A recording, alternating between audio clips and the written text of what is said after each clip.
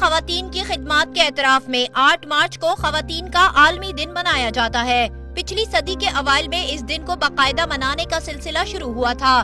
دنیا کے دیگر ممالک کی طرح پاکستان میں بھی خواتین کا عالمی دن منایا جاتا ہے۔ پاکستان کی تاریخ سے لے کر ابھی تک کے دور میں خواتین کی کاوشوں کو فراموش نہیں کیا جا سکتا۔ قیام پاکستان کے وقت سے قائد اعظم محمد علی جناح کے شانہ بشانہ کھڑی رہنے والی ان کی بہن محترمہ فاطمہ جناح ہی تھی۔ پاکستان کے پہلے وزیر اعظم قائد ملت لیاقت علی خان کے قدم سے قدم ملاتی رانا لیاقت علی خان کی وطن عزیز کی جدوجہد کے لیے خدمات بھی مثالی رہی۔ صدقے دل سے حلف اٹھاتی ہوں کہ میں مسلمان ہوں۔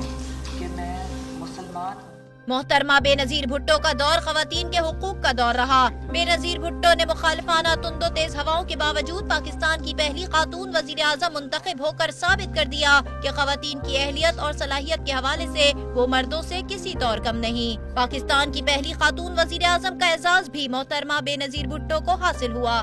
ڈاکٹر سمیہ راحیل قاضی کی قیادت میں جماعت اسلامی کا شعبہ خواتین ترقی، خوشحالی اور اتحاد کے لیے قابل رشک خدمات سر انجام دے رہا ہے۔ یہی نہیں، پاکستان کی پہلی خاتون وزیر خارجہ کا اعزاز ملا ہنا ربانی کھر کو۔ پاکستان وومن کرکٹ ٹیم نے سرامیر کی قیادت میں خوب کامیابیاں سمیٹی۔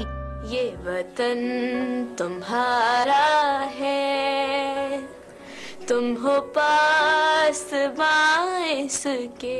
دنیا کی سب سے کم عمر IT ماہر کا اعزاز حاصل کیا پاکستان کی عرفہ کریم نے، اور اپنی انتھک محنت سے دنیا بھر میں پذیرائی پانے والی پاکستانی شرمین عبید چنائے 2 بار آسکر ایوارڈ کی حقدار پائی۔